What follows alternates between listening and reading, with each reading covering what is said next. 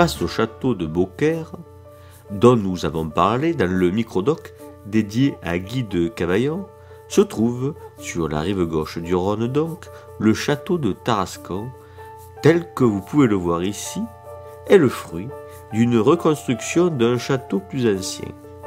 Les travaux commencent en 1400 sous l'autorité du comte de Provence Louis II d'Anjou et se terminent lors d'une dernière campagne de travaux qui s'étend de 1428 à 1435.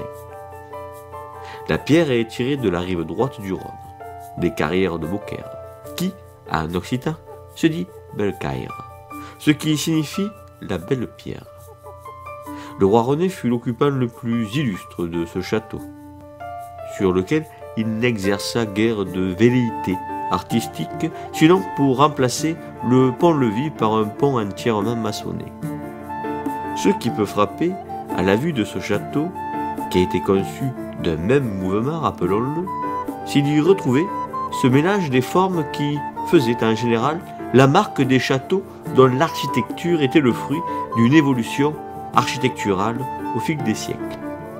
L'usage de tours carrées et rondes en plein XVe siècle a de quoi surprendre, alors même que la tour carrée est abandonnée partout depuis des décennies.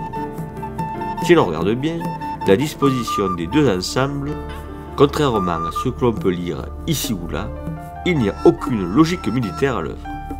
Ceci pourrait indiquer que deux logiques ont pu s'affronter, se neutralisant l'une l'autre.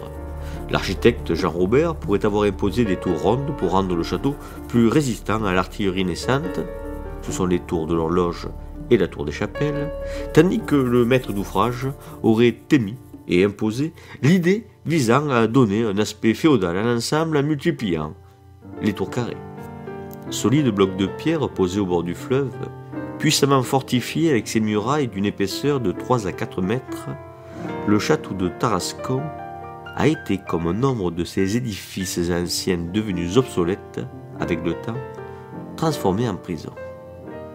Ce fut le cas du palais des papes, également, la tour Philippe le Bel, la tour de l'évêque à Uzès. On ne compte pas les anciennes tours féodales transformées en prison. Comme toujours, les prisonniers tuèrent le temps qui n'avait pas d'autre motivation à leur endroit, en gravant leur nom, laissant ainsi des centaines de graffitis sur les murs. Certaines salles du château de Tarascon sont percluses de ces marques, dont certaines sont d'un intérêt esthétique et artistique incontestable.